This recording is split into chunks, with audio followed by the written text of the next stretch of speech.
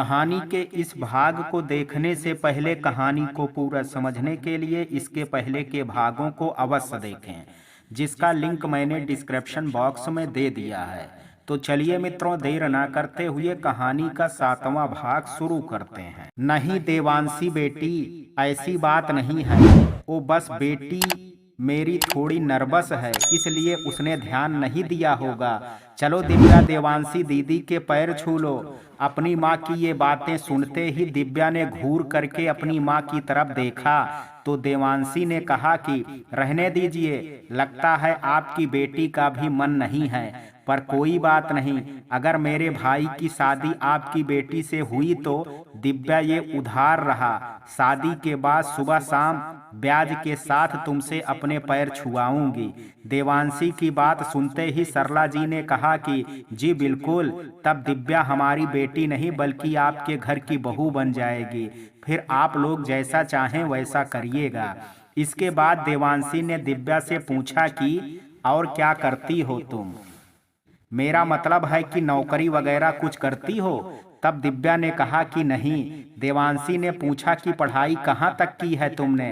तब दिव्या ने बहुत ही चौड़िया करके कहा कि मैंने तो MBA किया है। दिव्या की बात सुन करके देवांशी ने कहा कि पढ़ाई तो तुमने बहुत अच्छी की है, फिर घर में बैठ करके क्या कर रही हो तुम? तुम्हें तो बहुत अच्छी नौकरी मिल सकती है, तुम्हें ऐसे खाली नहीं बैठना चाहिए। तब दिव्या ने कहा कि मुझे नौकरी करने की क्या जरूरत है, और मुझे ही क्या, किसी भी लड़की को कमाने की कोई जरूरत नहीं है, क्योंकि शादी के पहले वो अपने पिता के घर में रहती है और उनकी कमाई खाती है, और शादी के बाद अपने पति के घर में रहती है और उनकी कमाई खाती है। और वैसे भी कमाना एक औरत का नहीं बल्कि मर्द का काम है। दिव्या की इतनी पिछड़ी हुई सोच सुनने के बाद देवांशी ने बड़ी हैरानी से कहा, तो फिर एक औरत का क्या काम है? शादी के पहले अपने पिता पर बोझ बन करके रहना और शादी के बाद अपने पति पर? देवांशी के जवाब के बाद दिव्या ने भी उसे पलट करके जवाब दिया कि नहीं, औरत के काम सिर्फ घर गृहस्थी संभालना है, बच्चे और पति संभालना है। अगर एक मर्द का काम औरत करेगी तो क्या एक औरत का काम मर्द करेगा? दिव्या की बातें और सोच सुन करके देवांशी चुप नहीं रही और उसने तुरंत कहा कि दिव्या, तुम्हारी बातें सुन करके तुम्हारी सोच का साफ पता चल रहा है कि तुम पढ़ने लिखने के बाद भी कितनी रूढ़वादी सोच की हो। तभी तो आज के जमाने की आत्मनिर्भर भारतीय नारी की तरह नहीं बल्कि आज से कई साल पहले पुरानी सोच वाली औरतों की तरह बात कर रही हो। कहीं सच में तुम इतनी ही पुरानी तो नहीं हो? क्योंकि मुझे नहीं लगता है कि आज की दुनिया में MBA कर चुकी लड़की ऐसी बात करेगी। हाँ, अब उसकी कोई मजबूरी हो नौकरी ना करना, जैसे उसके घर में या फिर उसके ससुराल में ना पसंद हो, तो बात समझ में आती है। पर तुम्हें देख करके लगता नहीं है कि तुम अपने परिवार वालों की बात सुनती भी होगी। खैर अब तुमने मुझसे सवाल किया है तो मैं जवाब भी तुम्हें दे ही देती हूँ कि हर वक्त औरत जरूरत के लिए नहीं कमाती है। वो कमाती है अपनी प्रतिभा के दम पर, अपने सपनों को, अपने आत्मसम्मान के साथ अपने अस्तित्व को इस समाज में स्थान देने के लिए, अपने उस पति की नज़रों में इज्जत और स्नेह पाने के लिए जो उसकी और अपने घर की इस जिम्मेदारी को निभाते निभाते पिसता जा रहा है, उसका सहारा बनने के लिए, उस पर बोझ नहीं। और अपने बच्चों की हर उस छोटी से छोटी और बड़ी सी बड़ी ख्वाहिश को पूरा करने के लिए जो उसके बच्चे देखते तो हैं, पर अपने पिता को दिन रात मेहनत करके देख करके उनकी इच्छाएं उनके मन में ही रह जाती हैं, कभी जुबान पर नहीं आ पाती है। मैं भी एक टीचर हूँ और मेरे पति एक बहुत बड़े बिजनेसमैन हैं, और मेरा मायके पक्ष में तो भी कभी कोई कमी रही नहीं है। जब तक पापा फौज में थे तब तक उन्होंने मेरी हर जरूरत और शौक को पूरा किया है, और जब पापा गुजर गए तब भाई ने उनका दायित्व और अपना फर्ज निभाया है। और कभी किसी ने मुझे नौकरी के लिए दबाव या मजबूर नहीं किया, पर फिर भी मैं करती हूँ क्योंकि ये मेरी वो हिम्मत है जिसके आगे मैं कभी झुकती नहीं हूँ। पर अगर तुम शादी के बाद नौकरी नहीं करना चाहती हो तो कोई भी तुम पर दबाव नहीं डालेगा, क्योंकि ये तुम्हारी इच्छा है। पर तुम्हारी सोच को जान करके मुझे बड़ी हैरानी और दुख हुआ। और अगर तुम्हारी ऐसी सोच है तो क्या तुम्हारे पूरे घर में कोई औरत या लड़की नौकरी नहीं करती, सिर्फ मर्द ही करते हैं। ये सुनते ही सोहन जी ने कहा कि अरे नहीं, वैभवी मेरी बहू वो जॉब करती है। ये सुनते ही देवांशी का ध्यान वैभवी के ऊपर गया और वैभवी के चेहरे के तेज ने उसे अपनी ओर आकर्षित किया। देवांशी ने वैभवी से कहा कि अच्छा तो आप नौकरी करती हैं। वैभवी ने भी उसे अपनी कंपनी के बारे में और अपने बारे में बताया। ये सुन करके देवांशी ने कहा कि आपको देखकर और आपसे बात करके मुझे सच में बहुत अच्छा लगा, और यकीन मानिए आप जितनी चेहरे से सुंदर हैं उससे कहीं ज्यादा आप दिल से खूबसूरत हैं। जो इतनी टैलेंटेड होने के बाद भी रत्ती भर भी आपके स्वभाव में अहंकार नहीं है। आपका ससुराल तो सच में बहुत भाग्यशाली है जो उन्हें इतनी गुणवान बहू मिली, पर लगता है बहू के मामले में हमारा भाग्य इतना अच्छा नहीं है, क्योंकि हमें बिल्कुल आपकी जैसी सोच और स्वभाव की बहू चाहिए थी। पर आपकी तो अब शादी हो चुकी है, इसलिए हमें अब किसी और से ही काम चलाना पड़ेगा। देवांशी की बात सुन करके दिव्या का चेहरा गुस्से से लाल पीला हुआ जा रहा था और ये सरला जी बहुत अच्छे से भांप रही थी, इसलिए उन्होंने दिव्या को शांत करने के लिए बात को घुमा दिया और कहा कि चलिए खाना ठंडा हो रहा है, आप लोग कुछ खा लीजिए। तभी वैभव ने कहा कि माँ, दिया कहाँ है, वो दिखाई नहीं दे रही है। तब सरला जी को याद आया कि उन्होंने तो दिया को बहुत डांटा था, जिसकी वजह से वो नाराज हो करके अपने कमरे में चली गई थी। तब सरला जी ने कहा कि उसकी तबीयत अचानक से ठीक नहीं लग रही थी, इसलिए वो अपने कमरे में आराम कर रही है, और वैसे भी आज उसे देखने नहीं बल्कि मेरी दिव्या को देखने आए हैं, तो उसकी जरूरत ही नहीं है, इसलिए उसे आराम करने दें। अपनी माँ की बातें सुनने के बाद वैभव भी चुप हो गया, पर वैभवी को शक हो गया था कि पक्का कुछ तो दिया के साथ हुआ है, वरना अचानक से उसकी तबीयत कैसे खराब हो सकती है। पर मेहमानों के चलते वैभवी दिया के पास भी नहीं जा सकती थी, इसलिए उसे दिया के लिए चिंता तो हो रही थी, पर वो मजबूर होने के कारण उसके पास नहीं जा पा रही थी। तब लड़के ने दिव्या से कहा कि जी मुझे वॉशरूम जाना है, तो क्या आप मुझे वहां का रास्ता बता सकती हैं या फिर मुझे वहां तक छोड़ सकती हैं। तब दिव्या ने बड़ी ही अजीब मुंह बना करके कहा कि वॉशरूम आपको जाना है या मुझे, जो आप अकेले नहीं जा सकते हैं। तब सरला जी ने दिव्या को आंख दिखाते हुए कहा कि अरे दिव्या बेटी, हर वक्त मजाक नहीं करते हैं, जाओ जा करके दिलीप जी को वॉशरूम तक ले जाओ और साथ में अपना कमरा भी दिखा देना। अपनी माँ के कहने पर दिव्या मन मसोचते हुए दिलीप को लेकर के अपने कमरे तक चली गई, और जैसे ही अपने कमरे में पहुंची वैसे ही बड़े ही रूखे स्वभाव में उसने दिलीप से कहा कि आगे से लिफ्ट में वॉशरूम है, अब आगे खुद ही चले जाओ, और हाँ, काम हो जाने के बाद अच्छे से मेरा वॉशरूम क्लीन कर देना। और इतना कह करके दिव्या वहां से चली गई। दिलीप दिव्या की बातें और उसकी हरकत को देख करके हैरान हो गया और खुद से ही बात करने लगा कि बड़ी अजीब लड़की है, मैंने तो इसके साथ थोड़ा वक्त अकेले में बिताने के लिए झूठ कहा था, और ये तो उल्टा मुझे ही तेवर दिखा करके चली गई। इसे देख करके तो बिल्कुल भी नहीं लगता कि इसे मुझसे या शादी में कोई भी रुचि है। खैर, अब खुद ही बाहर तक जाना होगा। इधर उधर देखते हुए दिलीप बाहर हाल की तरफ जाने लगा। तभी उसे दिया के कमरे के बाहर सिसकियों की आवाज सुनाई दी, जिसे सुनकर के दिलीप ने तुरंत दरवाजे को नॉक किया। दरवाजे की दस्तक से दिया बहुत घबरा गई और उसने तुरंत पूछा कौन है। तब दिलीप ने कहा कि मैं आपके घर का मेहमान हूँ दिलीप। दिलीप का नाम सुनते ही दिया ने अपना हुलिया ठीक किया और नम आंखों को अपने हाथों से पोंछ करके उसकी नमी को छुपा दिया और चेहरे पर नकली इस्माइल ले करके उसने दरवाजे को खोला। दिलीप की नजर दिया पर पड़ी, जो घर के बहुत ही सिंपल कपड़ों में और बहुत सादगी से तैयार थी, और उसकी सूजी आंखों ये साफ साफ बता रही थी कि दिया रो रही थी। पर दिलीप ने फिर भी दिया से कुछ पूछा नहीं और कहा कि आपकी इजाजत हो तो क्या मैं अंदर आ सकता हूँ। दिलीप की बात सुन करके दिया थोड़ी सोच में पड़ गई कि आखिर ये यहाँ क्यों आना चाहता है। तब दिया ने कहा कि पर आपको तो इस वक्त दिव्या दीदी के साथ होना चाहिए। तब दिलीप ने कहा कि कोशिश तो मैंने पूरी यही की थी कि तुम्हारी दिव्या दीदी के साथ थोड़ा वक्त बिता करके उन्हें जान सकूं, समझ सकूं, पर लगता है तुम्हारी दिव्या दीदी को मुझ में कोई रुचि नहीं है। इसलिए सोचा कि तुम उनकी छोटी बहन हो तो तुमसे ही तुम्हारी बहन के बारे में कुछ बातें करके उनकी पसंद नापसंद को जान लूं। अगर तुम मेरे से बात करने में असहज महसूस ना कर रही हो तो। दिया ने कहा कि नहीं, बिल्कुल नहीं, आगे जा करके हम एक रिश्ते में बंधने वाले हैं, तो अब हम अभी से एक दूसरे से बात नहीं करेंगे तो बनने वाले रिश्तों में कभी सहज महसूस नहीं कर पाएंगे। दिया की बात सुन करके दिलीप मुस्कुराने लगा और उसने कहा कि आपकी सोच तो बहुत अच्छी है।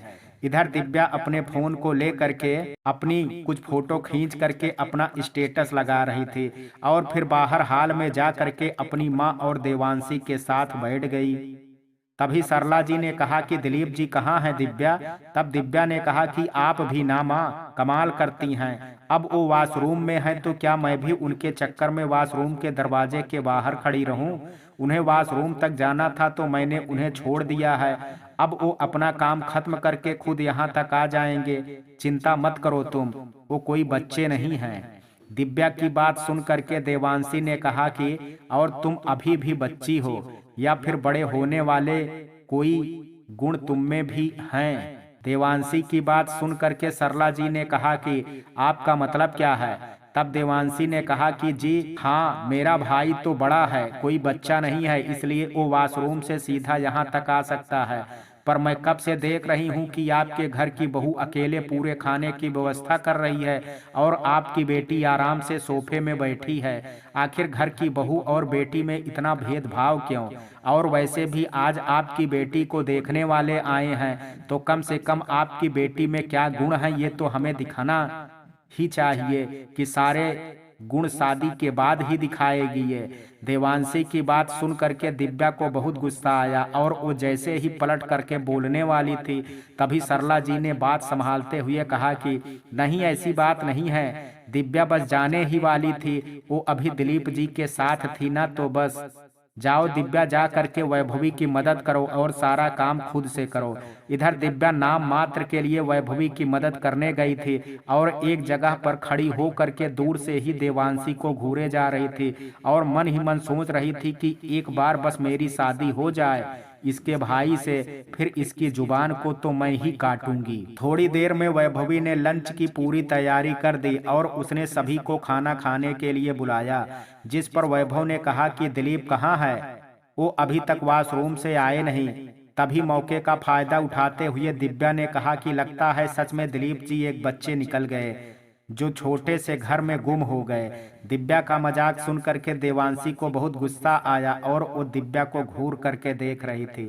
सरला जी देवांशी के हाव भाव को खूब अच्छे से समझ रही थी, इसलिए वो दिव्या को उसकी हरकत के लिए कभी टोक रही थी तो कभी दूर से ही आंख दिखा करके चुप करा रही थी। तभी वैभव ने कहा कि आप लोग डाइनिंग टेबल पर बैठिए, मैं अभी दिलीप जी को लेकर के आता हूँ। इसके बाद सभी डाइनिंग टेबल पर खाना खाने के लिए बैठ गए और वैभव जैसे ही दिव्या के रूम में पहुंचा तो उसने देखा कि दिलीप वहां पर भी नहीं है। फिर वो दिलीप को इधर उधर ढूंढने लगा। तभी उसे दिया के कमरे से जोर जोर से हंसने की आवाज आने लगी, जिसे सुन करके वैभव तुरंत दिया के कमरे में गया तो उसने देखा कि दिया और दिलीप एक दूसरे से बातें करके हंस रहे थे। ये देख करके वैभव ने दिलीप से कहा कि आप यहाँ और हम आपको पूरे घर में ढूंढ रहे हैं। तब दिलीप ने कहा कि अब दिव्या जी तो हमें आधे रास्ते में ही छोड़ करके चली गई थी, पर बाकी का रास्ता चल करके हमें अपनी मंजिल तो पानी ही थी, इसलिए हम अपना साथ ढूंढने लगे थे। और देखिए, हमें आपकी ही छोटी बहन दिया मिल गई। दिलीप की बातें सुन करके वैभव और दिया एक दूसरे को थोड़ा हैरानी से देखने लगे। तब दिलीप ने कहा कि अरे मैं मजाक कर रहा हूँ साले साहब, अब होने वाले जीजू का इतना हक तो बनता ही है। दिलीप के मुंह से ऐसे शब्द सुनते ही वैभव और दिया दोनों एक दूसरे को देख करके खुश हो गए कि दिलीप को दिव्या पसंद आ गई है और वो उससे शादी भी करना चाहता है। ये सुन करके वैभव ने कहा कि सच में आपको ये रिश्ता मंजूर है? तब दिलीप ने भी मुस्कुरा करके कहा कि हाँ, मुझे तो मंजूर है, पर अभी मुझे अपनी बड़ी बहन देवांशी दीदी और माँ से भी बात करनी पड़ेगी। बिना उनकी मर्जी के ये रिश्ता आगे नहीं बढ़ पाएगा, इसलिए अभी मैं कुछ ज्यादा तो नहीं कह सकता हूँ। ये सुनते ही वैभव ने खुशी से कहा कि हाँ हाँ, मैं आपकी भावनाओं को समझ रहा हूँ। आखिर ये शादी की बात है, आपके घर वालों की मर्जी भी उतनी ही जरूरी है जितनी कि आपकी। पर मुझे खुशी इस बात की है कि आपको ये रिश्ता और मेरी बहन पसंद आ गई है। वैभव ने कहा कि चलिए फिर इस खुशी में चल करके खाना खाएं। वैसे मैं आपके खाने के लिए ही बुलाने आया था, नीचे सब आपका इंतजार कर रहे हैं। दिलीप ने कहा कि जरूर चलिए। तभी वैभव और दिलीप खाने के लिए जाने लगे। तभी दिलीप ने दिया से कहा कि तुम हमारे साथ खाने पर नहीं चलोगी क्या? तो दिया ने कहा कि मैं नहीं, वो मुझे अभी भूख नहीं है, इसलिए आप लोग जाइए, मैं बाद में खा लूंगी। तब दिलीप ने कहा कि खाने को कभी इंतजार नहीं करवाना चाहिए, वरना उसका अपमान होता है। इसलिए चलिए सब साथ में बैठ करके खाना खाते हैं। और फिर आपकी बहन भी तो हम सभी के इंतजार कर रही होगी खाने पर। दिलीप के इतना प्यार से कहने के बाद दिया को उसे मना करना अच्छा नहीं लगा, इसलिए वो भी वैभव और दिलीप के साथ खाने के लिए चल दी। बाहर डाइनिंग टेबल पर पहुंचने पर दिलीप ने देखा कि दिव्या उसका इंतजार किए बिना ही खाना शुरू कर चुकी थी। ये देख करके दिया और वैभव को भी बड़ी हैरानी हुई, पर उन्होंने कुछ नहीं कहा। पर दिलीप कहाँ चुप रहने वाला था और उसने कहा कि दिव्या जी, आपने तो हमारे आने तक का भी इंतजार नहीं किया और खाना भी शुरू कर दिया। तभी देवांशी ने कहा कि इसने तुम्हारा तो छोड़ो, हमारा तक इंतजार नहीं किया, जो हम इसके सामने बैठे हैं। लगता है आपकी बेटी सुबह से भूखी है, या फिर इससे भूख ही कंट्रोल नहीं होती है। तब दिव्या ने कहा कि नहीं तो वो क्या है ना कि मुझे घर में सबसे पहले खाने की आदत है और खाना मैं ही खा करके बताती हूँ कि कैसा बना है। तो बस इसलिए मैंने सोचा आप लोग खा करके कोई कमी निकाले, उसके पहले ही मैं चख करके देख लेती हूँ।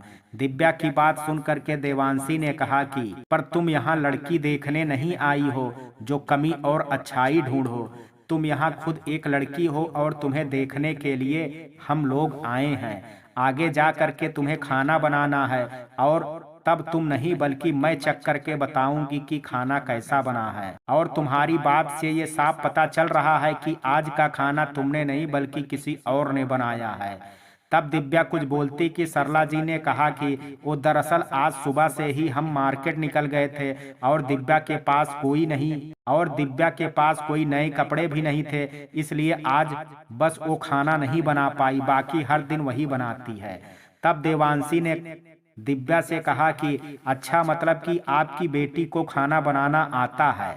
तो ठीक है दिव्या, तुम मेरे एक बेसिक से सवाल का जवाब दो कि सादे चावल के दाने पकने के बाद आपस में ना चिपके और खिले खिले रहें, इसके लिए चावल बनाते समय चावल में क्या मिलाते हैं? तभी सरला जी कुछ बोलने वाली होती हैं कि तभी देवांशी ने बड़े ही रूखे स्वभाव में कहा कि इसका जवाब सिर्फ आपकी बेटी देगी, क्योंकि हर रोज ही तो वो ये खाना बनाती है, इसे इतना तो पता ही होगा।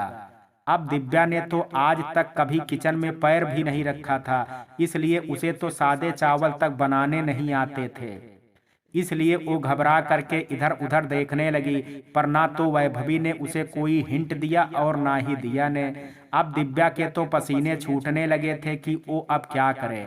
तब दिलीप ने बात को संभालते हुए कहा कि दीदी, खाना ठंडा हो रहा है, हमें अभी खाने पर ध्यान देना चाहिए, ये सवाल जवाब तो बाद में भी होते रहेंगे। दिलीप की इस अदा ने तो वहां बैठे हर सदस्य का दिल ही जीत लिया था।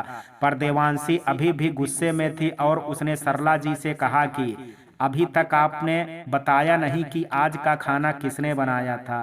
तब सरला जी ने कहा कि आज का खाना तब देवांशी ने कहा कि अब मैं आपसे इतनी उम्मीद तो कर ही सकती हूँ कि इस उम्र में आ करके आप कोई झूठ और नहीं बोलेंगी। तब सोहन जी ने कहा कि आज का खाना मेरी बहू वैभवी ने बनाया है और उसकी मदद मेरी छोटी बेटी दिया ने भी की है। आप लोग अब इसे खा करके बताइए कि ये कैसा बना है। तब देवांशी ने भी खाना शुरू किया। थोड़ी ही देर में सभी खाना खा चुके थे और खाने के बाद देवांशी तो वैभवी की तारीफ करते ही नहीं थक रही थी। यार वैभवी, सच में आज तुमने तो मेरा दिल ही जीत लिया। क्या खाना बनाया था तुमने, मजा आ गया। मैं तो बस तुम्हारे हाथों की फैन हो गई हूँ। अब लड़की की वजह से रिश्ता इस घर से जुड़े या ना जुड़े, पर तुम्हारे हाथों के स्वाद की वजह से जरूर जोड़ने का मन कर रहा है। वैभव जी बताइए ना, ऐसी लड़कियां कहाँ मिलती हैं? मैं भी अपने भाई के लिए वैभवी जैसी ही पत्नी और घर के लिए बहू चाहती हूँ, जो घर के साथ साथ बाहरी दुनिया को भी समझ रखती हो।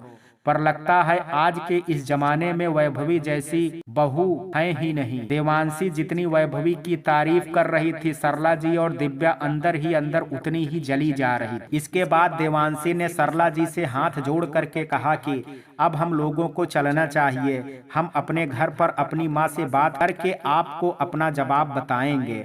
सरला जी ने कहा कि थोड़ा जल्दी करिएगा ना, इसलिए फिर शादी की तैयारी के लिए भी तो हमें वक्त चाहिए होगा। देवांशी ने कहा कि आप परेशान मत होइए, हमारा जो भी जवाब होगा हम आपको बता देंगे। अच्छा, अब मैं चलती हूँ, और वैभवी ये शगुन का लिफाफा तुम्हारे लिए। लिफाफा देख करके वैभवी ने कहा कि इसकी क्या जरूरत है देवांशी जी। तब देवांशी ने कहा कि हमारे घर में एक रिवाज है कि जो इंसान अपने हाथों के स्वाद से न सिर्फ हमारी भूख को बल्कि हमारे मन को भी तृप्त कर दे, उसे उसका इनाम तो मिलना ही चाहिए। और सच कहूँ तो तुमने तो आज न सिर्फ मेरी भूख और मन को तृप्त किया है, बल्कि अपने हाथों के स्वाद से मेरी आत्मा को भी तृप्त कर दिया है। मेरा बस चले तो मैं तुझे इस घर की उधार की बहू से आजाद करके अपने घर की सिर्फ बहू बना लूं। इसे इनकार मत करो, मेरा आशीर्वाद और प्यार समझ करके रख लो। देवांशी के इतना कहते ही वैभवी ने भी उसे खुशी खुशी रख लिया। तब सरला जी ने देवांशी से कहा कि वैसे हमारे यहाँ तो होने वाली बहू को शगुन दिया जाता है। तब देवांशी ने कहा कि हाँ, दिया तो हमारे यहाँ भी जाता है, पर हमारे यहाँ की बहुएं कुछ करती हैं जिससे उसका होने वाला ससुराल उससे खुश हो करके उसे शगुन देता है।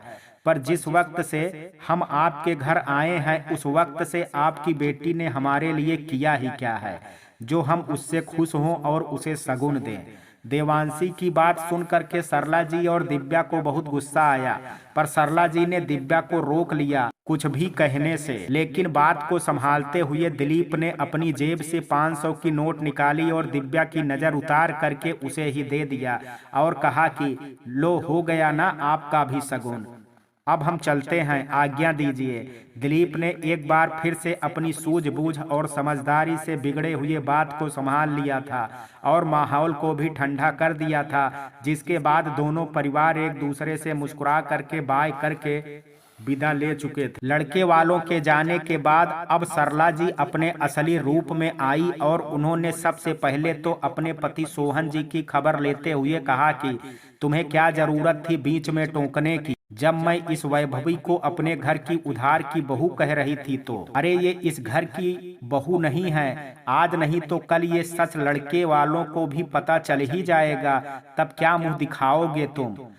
अपनी पत्नी सरला की बात सुन करके सोहन जी ने कहा कि नहीं, ऐसी बात नहीं है सरला, वैभवी अब हमारे घर की उधार की बहू या फिर सिर्फ बहू, इस बात से इतना फर्क नहीं पड़ता, क्योंकि अब तुम मानो या ना मानो उसकी शादी हमारे बेटे से हो चुकी है। पर दिव्या हमारी बेटी है, अभी तक कुंवारी है और हमारे लिए ये जरूरी हो कि वो अपने घर की बहू बने। और फिर तुमने देखा नहीं दिलीप की बड़ी बहन देवांशी कैसे वैभवी की तारीफ करते नहीं थक रही थी। तो अब ऐसे में अगर हम अपने घर के मतभेद को रिश्तेदारी में दिखाने लगेंगे तो वो हम लोगों के बारे में क्या सोचेंगे, और फिर हमारी बेटी के भी बारे में ना जाने क्या सोचेंगे। तब वैभवी ने कहा कि सोचेंगे नहीं पापा जी, सोच रहे होंगे। आखिर आज दिव्या दीदी ने क्या हरकत की है उनके सामने। मुझे तो अब लग रहा है जैसे कि दिव्या दीदी शादी करना ही नहीं चाहती हैं। वैभवी की बात सुन करके सरला जी ने कहा कि तू होती कौन है मेरी बेटी के ऊपर उंगली उठाने वाली। वैभवी ने कहा कि अच्छी बात है, कि दिव्या दीदी मेरी जैसी नहीं है, पर वो खुद एक लड़के की बड़ी बहन हो करके दूसरी बहन के साथ ऐसा बर्ताव क्यों कर रही थी। और मैं इनकी कोई दुश्मन नहीं हूँ जो इनका बुरा चाहूंगी। और यहाँ पर खड़े हर सदस्य को पता है और सबने देखा भी है कि दिव्या दीदी का बर्ताव लड़के वालों के साथ कैसा था। अगर ये ऐसे ही बर्ताव करेंगी तो भला कोई रिश्ता पक्का होगा कैसे। वैभवी की बात सुन करके दिव्या ने कहा कि मार लो ताना, बस यही बचा था वैभव की तेरी पत्नी अब मुझे ही मेरे घर पर रहने के लिए ताना दे। बस इसलिए माँ मेरी शादी तेरे से पहले करना चाहती थी, क्योंकि ये दुनिया सच ही कहती है कि जब तक भाभी ना आए तब तक ही एक ननद अपने घर को अपना घर कह सकती है। और एक बार अगर भाभी आ जाएं तो अपनी कुंवारी ननद का जीना खाना हराम कर देती हैं। और आज तेरी पत्नी वही कर रही है मेरे साथ, और तू जोरू का गुलाम बन करके चुपचाप बस तमाशा देख रहा है। अपनी बहन की बात सुन करके वैभव ने वैभवी से कहा कि तुम शांत हो जाओ वैभवी, अभी ये सही वक्त नहीं है बात करने का। और फिर दिव्या दीदी सबसे बड़ी हैं, समझदार हैं, तो वो हमसे ज्यादा जानती हैं, इसलिए तुम इन सब में मत पड़ो। वैभव के ऐसा बोलने के बाद वैभवी को बहुत गुस्सा आया और वो बिना कुछ कहे ही वहां से सीधा अपने रूम में चली गई। वैभवी के ऐसे जाने के बाद दिया से चुप नहीं रहा गया और उसने गुस्से से वैभव से कहा कि ये क्या बात हुई भैया, आप हर वक्त भाभी को ही चुप रहने के लिए क्यों कहते हैं। और इस बार तो भाभी गलत भी नहीं थी, और आप भी इस बात को अच्छे से जानते हैं कि दिव्या दीदी ने बहुत गलत किया है दिलीप जी और उनकी बहन के साथ। तो फिर आप इतना सब कुछ देखने के बाद भी वैभवी भाभी को चुप रहने के लिए कैसे कह सकते हैं, जबकि गलती किसी और की है। दिया की बात सुन करके दिव्या ने गुस्से से कहा कि दिया, तुम्हें अब क्या इतनी भी तमीज दिखानी पड़ेगी कि जब घर के बड़े बात कर रहे हो तो छोटों को बीच में नहीं बोलना चाहिए। और फिर तुम मेरी बहन हो करके हर वक्त उस वैभवी की चमचागिरी क्यों करती रहती हो। उसने तुम्हारी डांस एकेडमी की फीस क्या भर दी, वो तुम्हारी सगी और हम पराये हो गए। ये मत भूलो दिया कि वो आज आई है इस घर में, और हमने तुझे बचपन से पाल पोस करके बड़ा किया है, इसलिए तू एक तरफा रिश्ता मत निभा। तब दिया ने कहा कि दीदी आप सही कह रही हैं कि वैभवी भाभी तो अभी ही आई हैं और आप लोगों ने बचपन से पाला है, पर कितनी अनोखी बात है कि वैभवी को इस घर में आते ही 2 दिनों में मेरी इतनी खास हो गई। और आप जो इतने सालों से मेरे साथ इस घर में थी, मैं आपसे कभी अपने दिल की बात भी नहीं कर पाई। ये तो वही बात हो गई कि जो काम इतने सालों के रिश्ते नहीं कर पाए वो पल भर के रिश्तों ने कर दिया। और बता रही हैं दीदी कि मैं भाभी की चमचागिरी क्यों कर रही हूँ, तो ये बात जो आज भाभी कह रही हैं, यही बात मैंने भी आपको कई बार कही है। जब भी आपको लड़के देखने वाले आते थे, आपका बर्ताव ही ऐसा है जिसे देखने के बाद हर कोई आपको ना कह करके चला जाता है, क्योंकि आप हर वक्त बस एक बेटी के रोल में ही रहना चाहती हैं। बहू बनने की तो आपने कभी कोशिश ही नहीं की। और जो लोग आपको देखने आते हैं वो आपके बेटी होने की वजह से नहीं बल्कि आपको बहू बनाने की वजह से आते हैं। पर आपका अहंकार और नखरे खत्म ही नहीं होते हैं। आपको क्या लगता है कि जैसा ट्रीटमेंट आपको यहाँ मिलता है ऐसा ही आपको शादी के बाद अपने ससुराल में मिलेगा। तो आप मुझे खुद बताइए कि वैभवी भाभी भी तो इस घर की बहू हैं। आप लोगों ने उनके साथ बेटी का तो दूर, उन्हें अपनी बहू ही कितना स्वीकार कर लिया है। उन्हें कितनी इज्जत दे दी और कितना प्यार दे दिया। जब आप खुद एक बहू को बहू नहीं बल्कि उसे उधार की बहू मानती हैं, तो फिर आप दूसरे घर की बहू बन करके अपने ससुराल से ये सब कैसे उम्मीद कर सकती हैं। जैसा आप बोओगे वैसा ही काटोगे ना। आज अगर आप लोगों ने वैभवी भाभी के साथ अच्छा व्यवहार किया होता तो शायद दिव्या दीदी को ये सब कुछ झेलना नहीं पड़ता। पर आप लोगों से क्या ही उम्मीद करें, जब आप घर के बाकी के सदस्यों को नहीं समझते हैं तो अपनी बहू को क्या ही समझेंगे। पर वैभव भैया आपसे ये बिल्कुल भी उम्मीद नहीं थी कि आप वैभवी भाभी के साथ ऐसा करेंगे। आप उनसे प्यार करते हैं, आपने उनसे अपने परिवार के खिलाफ जा करके शादी की है, जो आपके साथ आप पर भरोसा करके इस घर में आई हैं और आप उनके पति हैं और आप ही अपनी पत्नी के साथ ऐसा बर्ताव कर रहे हैं। क्या आज के ही दिन के लिए आपने वैभवी भाभी से शादी की थी? आप माने या ना मानो भैया, पर मैं आपको लेकर के बहुत गर्व करती थी कि आप जैसा इंसान इस दुनिया में हर किसी को मिले। पर मैं आज सच्चे दिल से प्रार्थना करती हूँ कि एक बहन को तो आपके जैसा भाई मिले या ना मिले, पर एक पत्नी को आपके जैसा पति तो सातों जन्म में ना मिले। इतना कह करके दिया वैभवी के पास चली गई और वैभव चुपचाप नजरें झुकाए हुए अभी भी खड़ा ही हुआ था। तब सरला जी वैभव के पास गई और उन्होंने कहा कि तू इसकी बात को दिल पर मत लगाना। वैभवी के साथ रह रह करके इसका भी दिमाग वैभवी ने खराब कर दिया है। अरे ये जुबान भले ही तेरी बहन की है, पर इसके एक एक शब्द तेरी पत्नी ने इसे सिखाए हैं, वरना तुझे लगता है कि तेरी बहन दिया तुझसे कभी ऐसी बातें कर सकती है? मैं जानती हूँ वैभव कि तुझसे अनजाने में बहुत बड़ी गलती हो गई है इस वैभवी से शादी करके, पर इसमें तेरा भी तो कोई कसूर नहीं है। अरे वैभवी जैसी लड़कियां तो होती ही हैं जो अपने खूबसूरती के जाल में अच्छे पैसे वाले लड़कों को फंसा करके उनसे शादी कर लेती हैं और फिर उन्हें घर से अलग करके उनकी सारी धन दौलत हथिया करके उन्हें छोड़ देती हैं, और वो लड़के फिर ना घर के रहते हैं और ना घाट के, बिल्कुल धोबी के कुत्ते की तरह उनकी हालत हो जाती है। पर बेटा तू चिंता मत करना, अभी तेरे माँ तेरे लिए है। एक बार बस तेरी बहन दिव्या की शादी हो जाने दे, उसके बाद तो मैं इस उधार की बहू का हिसाब करती हूँ और ना सिर्फ इस घर से बल्कि तेरी जिंदगी से भी दूर निकाल फेंकती हूँ। उसके बाद मैं और दिव्या तेरे लिए एक अच्छी सी लड़की ढूंढेंगे और फिर उसके साथ तेरी शादी कर देंगे और फिर तू खुशी खुशी मेरे साथ मेरे पास रहना। अपनी माँ की बातें वैभव सुनता रहा और फिर एकदम से उठ करके वहां से बाहर की तरफ चला गया। वैभव का यूं बिना कुछ बोले उठ करके चले जाना सरला जी को बड़ा अजीब लगा। तब सरला जी ने कहा कि अरे दिव्या, ये ऐसे क्यों चला गया? तब दिव्या ने कहा कि आपकी बात पर विचार करने के लिए। वाह माँ, आप तो सच में क्या दिमाग पाई हो। अरे आपने तो मौके पर चौका नहीं बल्कि छक्का मार दिया। सरला जी ने कहा कि अब ऐसा भी भला क्या कर दिया मैंने? तब दिव्या ने कहा कि बस यूं समझ लो कि लोहा गर्म था और आपने हथौड़ा मार दिया। अब ये वैभवी ज्यादा दिनों के लिए हमारे घर में नहीं रह पाएगी। तब सरला जी ने कहा कि मैं भी बस यही चाहती हूँ कि ये जल्द से जल्द मेरे घर से, मेरे परिवार से और मेरे बेटे की जिंदगी से चली जाए।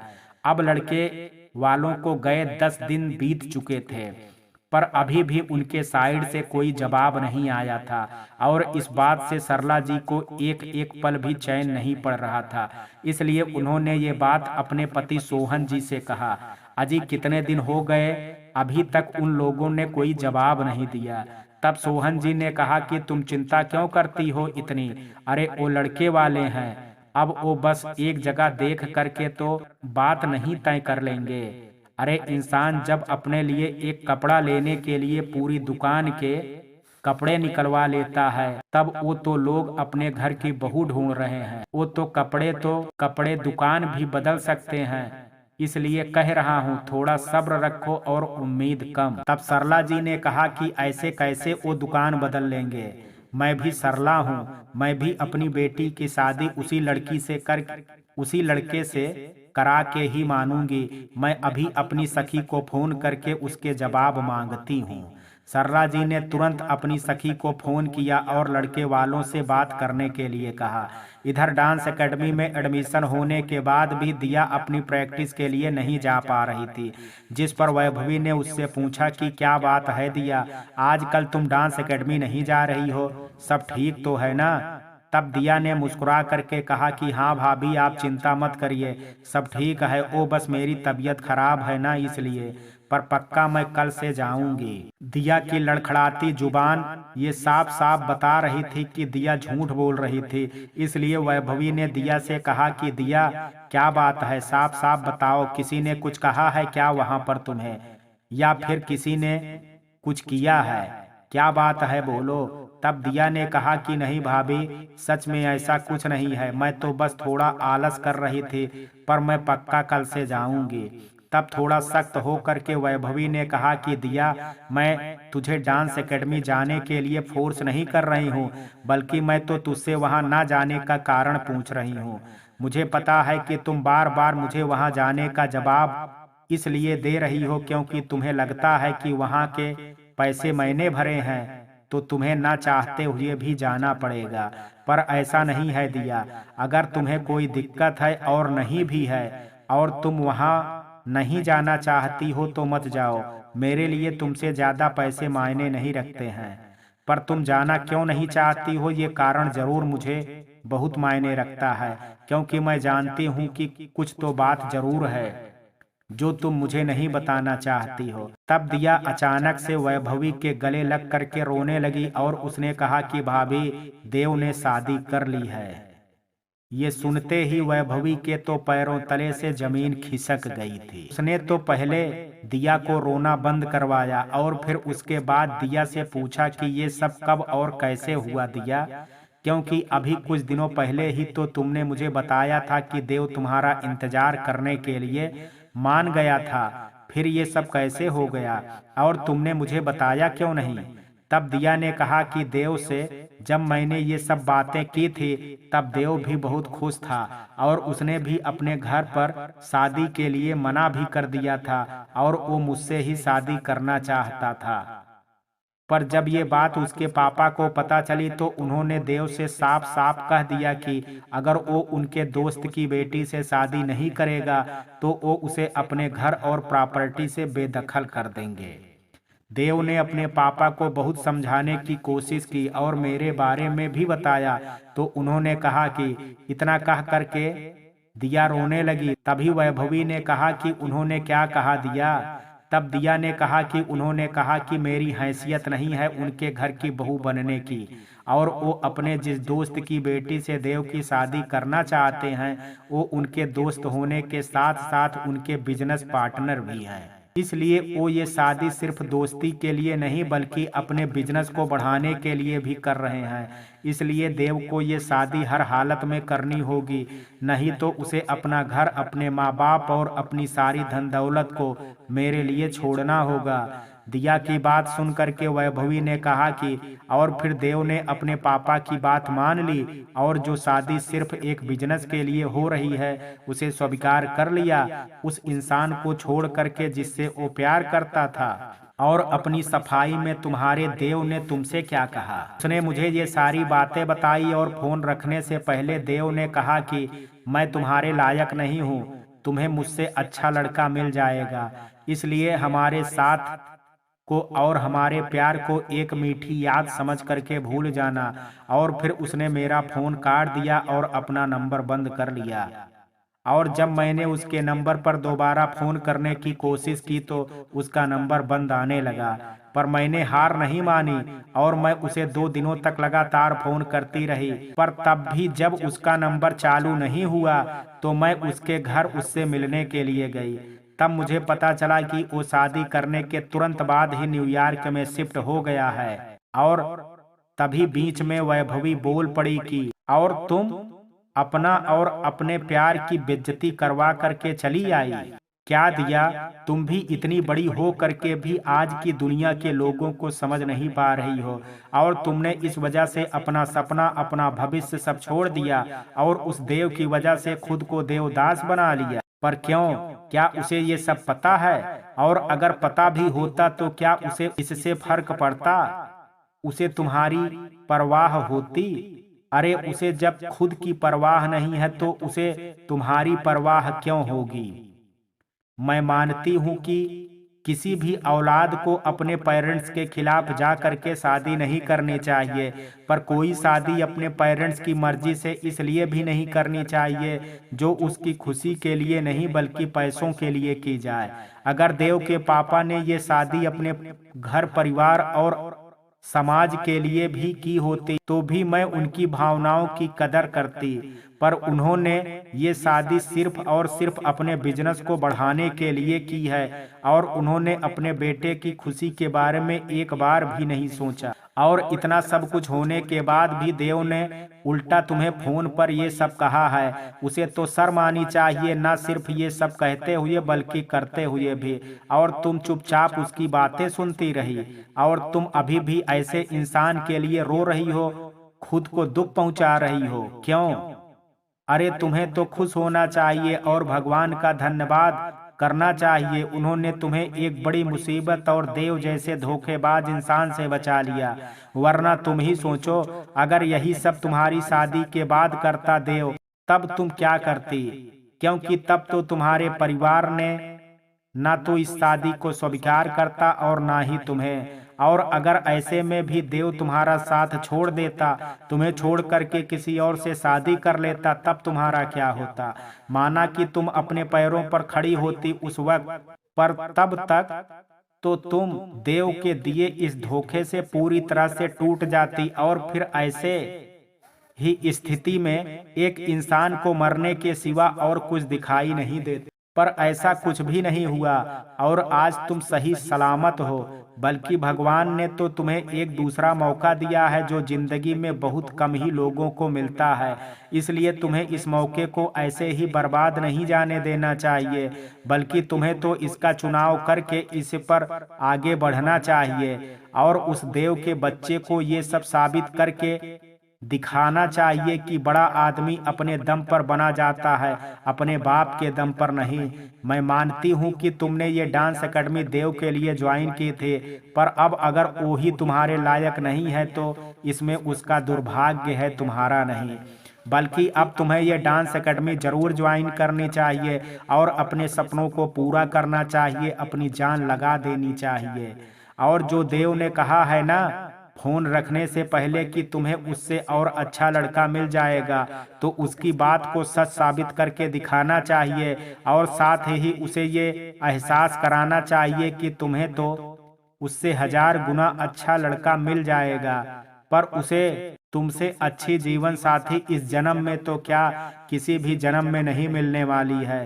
तभी दिया ने कहा कि पर भाभी, देव तो मुझसे प्यार करता था, वो मेरे साथ ऐसा क्यों करेगा? तब वैभवी ने कहा कि अच्छा, तो तुम्हें अभी भी लगता है कि देव तुम्हें सच्चा प्यार करता था? तो ठीक है, तुम मुझे मेरे बस एक सवाल का जवाब दे दो कि देव ने तुम्हें ये सब बात कब बताई, अपनी शादी होने के पहले या शादी होने के बाद? क्योंकि अगर वो तुमसे सच में प्यार करता तो तुमसे मिलता और तुम्हें अपनी बात समझाने की कोशिश करता और इस फैसले में तुम्हारी भी सहमति मांगता। और अगर ये शादी उसने सिर्फ अपने पापा की मर्जी से नहीं बल्कि खुद अपनी मर्जी से की है, तब वो उसने अपनी शादी की बात तुमसे छिपाई है और शादी हो जाने के बाद ही बताई है। क्योंकि अगर तुम्हें ये सच उसकी शादी होने के पहले पता चलती तो तुम उसे शादी करने से रोकती और शादी हो जाने के बाद वो खुद नहीं रुकता। वो अब तुम ही इस सवाल का जवाब दे करके खुद बताओ कि देव तुमसे प्यार करता है या नहीं। तब दिया ने कहा कि देव ने ये बात मुझे अपनी शादी होने के बाद बताई, जब मैंने उसे मैसेज में अपने घर आने की बात कही थी, क्योंकि वो कुछ दिनों से मेरे फोन और मैसेज का कोई जवाब नहीं दे रहा था। तब मुझे उसकी चिंता हो रही थी और तभी मैंने उसे ये मैसेज भेजा कि मैं उससे मिलने उसके घर आ रही हूँ, और तभी थोड़ी देर में उसका मुझे कॉल आया। तब वैभवी ने कहा कि अब आगे तो तुम खुद ही समझदार हो दिया कि देव प्यार तो दूर इंसान कैसा है, और तुम ऐसे इंसान के लिए अपनी जिंदगी और अपना भविष्य बर्बाद कर रही हो। वैभवी की बातें अब दिया को भी समझ में आने लगी थी और देव को काला सच भी। कुछ देर सोचने के बाद दिया ने कहा कि शायद आप ठीक कह रही हैं भाभी, देव को मुझसे ज्यादा अपने माँ बाप की दौलत से प्यार था, इसलिए उसके लिए मुझे छोड़ना बहुत आसान था, पर धन दौलत को नहीं। काश देव ने ये शादी अपने पेरेंट्स की खुशी के लिए की होती तो भी मैं उस पर गर्व करती, पर उसने तो धन दौलत के चक्कर में ये सब किया है और पल भर में अपने दिल से मेरे प्यार और मेरी यादों को निकाल करके किसी और को उसमें जगह दे दी है। नहीं, एक सच्चा प्यार करने वाला ऐसा तो नहीं करता है। इसलिए मैं उस देव के लिए एक आंसू और नहीं बहाऊंगी, बल्कि अब अपने लिए जीना सीखूंगी और अपने लिए कुछ बन करके दिखाऊंगी। दिया की बात सुन करके वैभवी ने मुस्कुराते हुए कहा कि तो फिर खुद से वादा कि तुम अब से और अभी से सबसे पहले खुद को और खुद की खुशियों के बारे में सोचोगी, उसके बाद ही तुम्हारे मन में किसी दूसरे का ख्याल आएगा। दिया ने भी खुशी खुशी वैभवी की तरफ देख करके खुद से ये वादा किया और कहा कि अब मैं कल से एक नई जिंदगी की शुरुआत करूं और नई दिया बन करके दिखाऊंगी। और इस नई जिंदगी के लिए मैं भगवान का और आपका धन्यवाद करना चाहती हूँ। भगवान का इसलिए क्योंकि उन्होंने मेरी जिंदगी में आपको भेजा, और आपका इसलिए कि अगर आप नहीं होती तो मैं कभी देव की ना तो सच्चाई देख पाती और ना ही अपनी जिंदगी को संभाल पाती।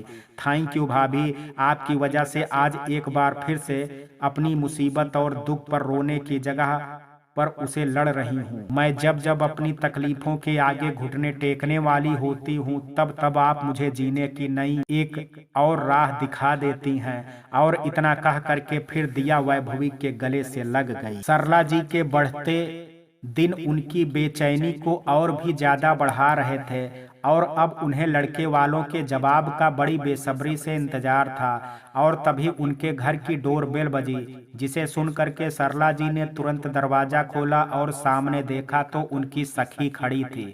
सरला जी ने सखी से कहा कि तू यहाँ अकेली आई है, तेरे साथ में कोई नहीं आया? तब सखी ने कहा कि जिनका इंतजार तू कर रही है वो अब यहाँ नहीं आने वाले हैं। अपनी सखी की बात सुन करके सरला जी ने बड़ी हैरानी से कहा कि तेरा मतलब क्या है? तब सखी ने कहा कि चल अंदर चल करके इस बारे में बात करते हैं। सखी के आते ही पूरा घर हाल में इकट्ठा हो चुका था और अब सबको बड़ी बेसब्री से लड़के वालों के जवाब का इंतजार था। तभी सरला जी ने बड़ी उत्सुकता से पूछा कि क्या कहा उन लोगों ने? वो लोग शादी का मुहूर्त कब का रख रहे हैं? तब सखी ने बहुत ही उदास हो करके कहा कि इतना भी सपना मत देख सरला, तेरी लड़की को उन लोगों ने रिजेक्ट कर दिया है। तेरे कहने पर जब मैंने देवांशी को फोन किया तो उसने कहा कि तेरी बेटी बहुत ही ज्यादा बदतमीज, बिगड़ी और अकड़ू और पढ़ी लिखी पुराने ख्यालों वाली लड़की है, और काम के नाम पर तो उसे खाने के सिवा और कुछ भी नहीं आता, और ऊपर से चेहरे पर तो इतना पाउडर छोपा था कि तेरी बेटी की असली खूबसूरती तो कहीं छिप सी गई थी। देवांशी ने तो तेरी बेटी को और उसकी हरकतों को देखते ही रिजेक्ट कर दिया, पर तेरे ही घर पर रह करके उन्हें ना बोलना अच्छा नहीं लगा, इसलिए उन लोगों ने कुछ नहीं कहा। हाँ, अगर वैभवी तेरे घर की बहू नहीं बल्कि बेटी होती तो देवांशी अगले दिन ही अपने भाई की बारात लेकर के तेरे घर पर आ जाती, क्योंकि वैभवी में एक बहू बनने के सारे ही गुण हैं, और वैभवी की तो वो तारीफ करते ही नहीं थक रही थी। मुझे तो लगता है सरला, तेरी दिव्या की वैभवी से कुछ सीखना चाहिए और थोड़ा अपनी आदत और स्वभाव में बदलाव लाना चाहिए, क्योंकि अगर तेरी बेटी ऐसे ही अकड़ करके रही तो एक दिन इसके लिए बचे खुचे रिश्ते भी आना बंद हो जाएंगे। एक तो पहले ही लड़के वालों की ना सुन करके सरला जी का मूड खराब हो चुका था, ऊपर से उसकी सखी भी बार बार वैभवी की ही बड़ाई किए जा रही थे। इसलिए सरला जी ने अपने सखी से कहा कि आज हम सभी को बाहर किसी काम से जाना है, इसलिए तू अभी जा, फिर किसी दिन फुर्सत में आना। सरला जी के हाव भाव देख करके सखी भी समझ गई कि सरला जी उसे अपने घर से भेजने के बहाने बना रही हैं, इसलिए उसने सरला जी के स्वभाव को जानते हुए भी कुछ नहीं कहा और वहां से चली गई। सखी के जाते ही सरला जी गुस्से से वैभवी के पास गई और जबरदस्ती उसका हाथ पकड़ करके उसे घर से बाहर निकालने लगी। तभी वैभव ने कहा कि ये क्या आप कर रही हैं माँ? तब सरला जी ने गुस्से से वैभव की तरफ देखते हुए कहा कि खबरदार वैभव, जो तू या कोई और भी आज मेरे और इसके बीच में आया तो जिस दिन से ये लड़की हमारे घर पर हमारी जिंदगी में आई है उस दिन से हमारी खुशियों में और मेरी बेटी की जिंदगी में ग्रहण बन करके रह गई है। लेकिन आज तो मैं इस ग्रहण को अपने घर से दूर करके रहूंगी। सरला जी इतनी गुस्से में थी कि वो वैभवी को जबरदस्ती खींच रही थी, जिसकी वजह से उसका हाथ से अब खून आने लगा था। वैभवी ने अपनी सास को समझाने की बहुत कोशिश की, पर सरला जी अपने गुस्से के आगे किसी को सुनने को तैयार नहीं थी। तभी वैभवी ने मजबूरी में अपने हाथ को बड़ी मजबूती के साथ सरला जी के हाथ से छुड़ा लिया और कहा कि बस करिए आप, आखिर आप एक बेटी की माँ होकर के किसी दूसरे की बेटी के साथ ऐसा कैसे बर्ताव कर सकती हैं। मुझ में खूबियां हैं, लोग मेरी तारीफ करते हैं, मुझे पसंद करते हैं, तो इसमें मेरी कोई गलती नहीं है और ना ही इसमें आपकी बेटी के स्वभाव और अकड़ के चलते उसे कोई पूछता तक नहीं है। दिव्या दीदी हमेशा ही मुझे और मेरी माँ पर सवाल उठाती हैं कि उन्होंने मुझे क्या सिखाया है, तो आज मैं आपसे पूछती हूँ कि आपने अपनी बेटी को क्या सिखाया है। जिस दिन लड़के वाले घर से गए थे मैंने उसी दिन ये बात आपसे सबके सामने कही थी, पर तब आप लोगों ने मुझे चुप करा दिया था। पर आज जब वही बात हुई तो आप अपनी बेटी की गलती को मानने के बजाय उसे सुधारने की जगह पर मुझे दोष दे रही हैं, मुझे घर से निकाल रही हैं। गलती करे आपकी बेटी और इल्जाम लगे घर की बहू पर, भला ऐसा क्यों। वैभवी की बात सुन करके और लड़के वालों की ना सुन करके अब दिव्या का गुस्सा काबू से बाहर हो गया और उसने अपनी माँ से कहा कि रहने दीजिए माँ, इसके मुंह मत लगिए, इसे जो करना था इसने वो कर दिया। पर अफसोस की बात यह है कि ये सब वैभव को नहीं दिखाई दे रहा है कि इतनी चालाकी से उसकी पत्नी ने मेरे हिस्से की तारीफों को अपनी तरफ कर लिया। अरे इसे क्या जरूरत थी उस दिन सच कहने की, ये सब खाना उसने बनाया है। अगर ये सच में मेरी शादी होने देना चाहती तो ये उन लोगों से झूठ भी बोल सकती थी, पर नहीं, इसने ऐसा नहीं किया क्योंकि इसे तो मेरे आंसू और मेरी तकलीफ चाहिए थे, तो ये भला ऐसा क्यों करती मेरे साथ। तब वैभवी ने कहा कि अच्छा, तो आप चाहती हैं कि जिस तरह आपकी गलती पर हर बार आपकी माँ पर्दा डालती आई है वैसे ही मैं भी करूं। और ठीक है, अगर मैं उस दिन झूठ बोल भी देती तो शादी के बाद क्या होता, जब उन्हें पता चलता कि आपको तो पानी भी उबालना नहीं आता है, तब क्या वो लोग ये रिश्ता नहीं तोड़ते। तब दिव्या ने कहा कि तब की तब देखे जाती और तब मेरी शादी हो जाती और तब वो लोग मुझे चाह करके भी मेरे साथ रिश्ता नहीं तोड़ सकते थे, क्योंकि तब मैं उनके घर की बहू होती और उन्हें मुझे अपनाना ही पड़ता।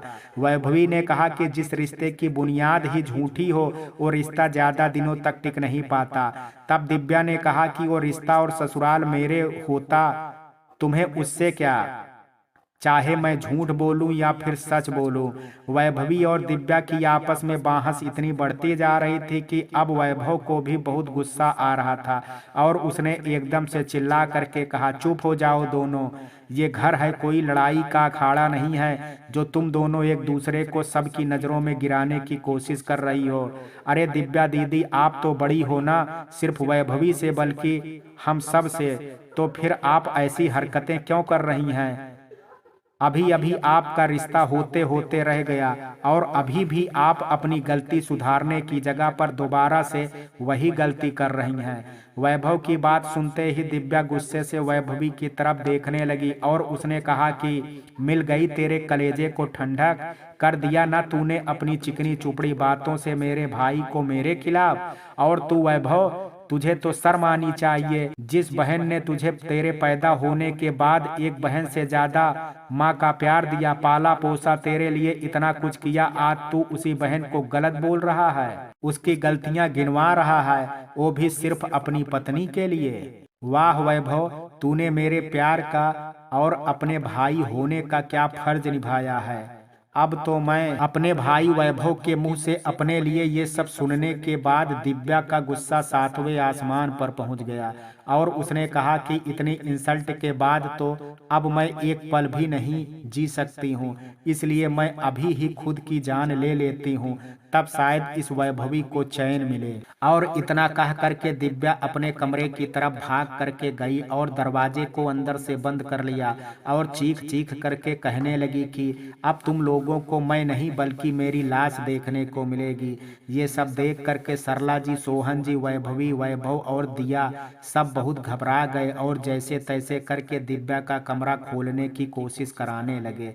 सरला जी दरवाजे के पास खड़ी होकर के अपनी बेटी को रो रो करके दरवाजा खोलने के लिए अपनी कसम देने लगी और वैभव दरवाजे को तोड़ने की कोशिश करने लगा।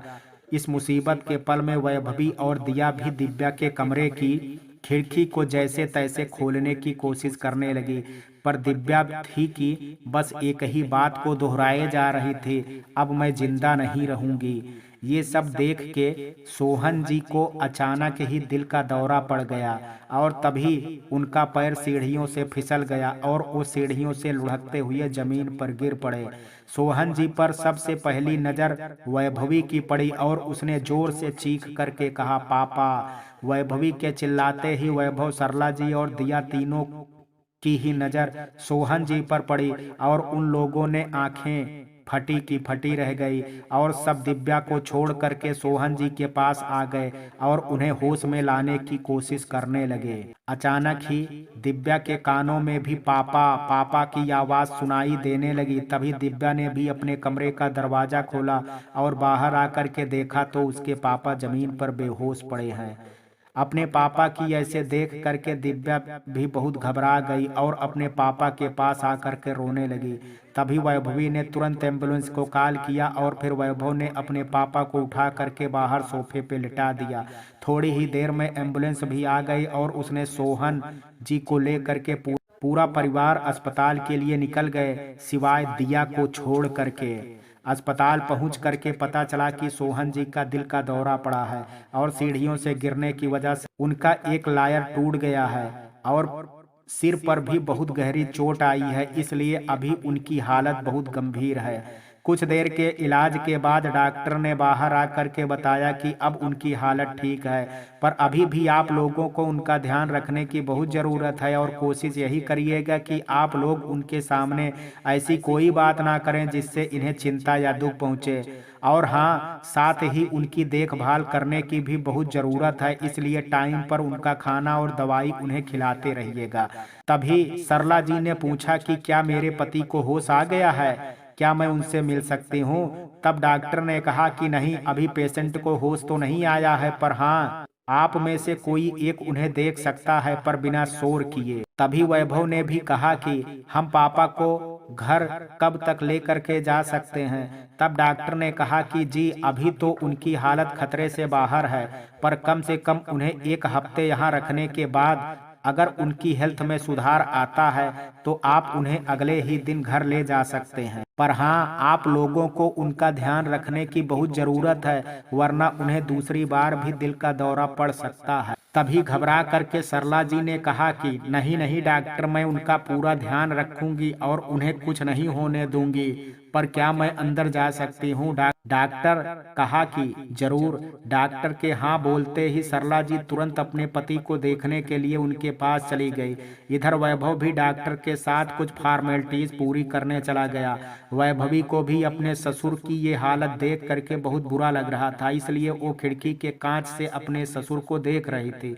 तभी पीछे से दिव्या ने आकर के कहा कि लोगों के घर की बहू तो भगवान के आशीर्वाद होती हैं, जो अपने प्यार और त्याग से अपने ससुराल वालों की सेवा करती हैं और उनकी हर खुशी का ध्यान रखती हैं। पर ना जाने मेरे माँ बाप ने कैसे पाप किए थे, उनके नसीब में तुम्हारे जैसी उधार की बहू लिखी थी, जो धीरे धीरे करके अपने पूरे ससुराल को खा रही है। अब तुम क्या यहाँ पर मगरमच्छ के आंसू बहा रही हो? ये मत भूलो कि ये सब तुम्हारी वजह से हुआ है। आज मेरे पापा की जो भी हालत हुई है उसके जिम्मेदार सिर्फ तुम हो। तुम्हारी ही वजह से आज मेरे पापा जिंदगी और मौत की लड़ाई लड़ रहे हैं। सच में वैभवी, देख लेना, तुम जिस तरह से तुमने एक बेटी के पिता की ये हालत की है, ठीक वैसे ही एक दिन तुम्हें और तुम्हारे पिता की भी यही हालत होगी। तभी बीच में वैभवी ने कहा कि बस करो तुम्हारे पिता यहाँ इस हालत में अस्पताल में हैं और तुम अभी भी मुझे भला बुरा कहने आई हो। ऐसा लगता है कि तुम्हें अपने पापा के दुख से ज्यादा मुझे 4 बातें सुनाने में ज्यादा मजा आ रहा है। अरे जो भी हमारे बीच अनबन है मैं जानती हूँ, जो कभी ठीक नहीं हो सकती है, पर परिवार का मतलब ये नहीं होता है कि वो दुख में एक दूसरे को नीचा दिखाएं, बल्कि परिवार तो वो होता है जो दुख की परिस्थिति में आपसी सारे शिकवे गिले भूल करके एक दूसरे की मदद करता है, एक दूसरे की ताकत बनता है। और तुम हो कि अभी भी मेरे ही पीछे पड़ी हो।